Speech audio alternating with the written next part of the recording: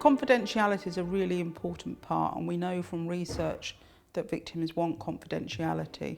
So it's important that people know that they can speak to you in a confidential manner. However, the caveat with that is that where you feel that somebody is at significant risk of harm, or children are at significant risk of harm, then they're duty bound to share that information with safeguarding. It's very difficult, I think, to start a dialogue sometimes, but I think the best thing you can do is, if they're the person that keeps coming in, build a rapport with them. They could ask them if they wanted to come and speak with them in a safe space away from kind of other members of the public, and just ask them if they're okay, and then possibly ask again, because they might have their guard up. They might say, yeah, I'm fine, straight away. But actually just to ask them, are you really okay? It's important not to be direct when you start speaking with somebody, not to directly ask, are you experiencing domestic abuse? It needs to be very indirect so that it's non-threatening. So, for example, things such as, are you safe at home? Are you safe? Is everything okay for you?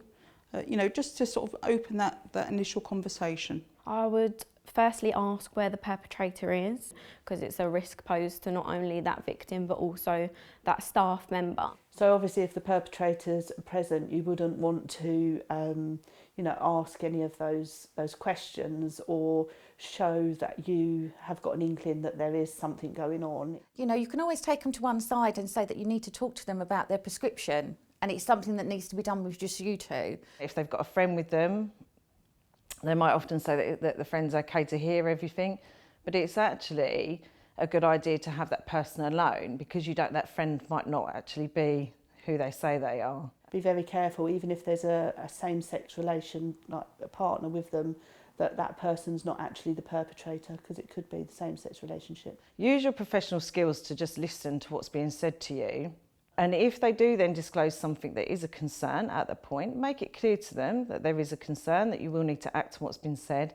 And at that point then you can change the way that you're kind of working. So it's so important to stay neutral and keep your face and your demeanour neutral that whole time, so that person feels that they're in a safe place to open up. You thank them, that's really important, to thank them for talking to you, because people that disclose abuse, it might be the first time they've ever talked about it, and they might have really felt judged in the past. It's their choice about what they tell you and how much they tell you. So it may well be that they don't feel able to say everything to start with, but they can make the initial discussion so that it's clear that they need some help. To let them know that they're not alone, I think, would be the first foundation, to let them know that they have choices and options. I use the term professionally friendly. So they need to know that you are somebody that they can trust, but somebody that will listen and take note of what they're saying and believe them.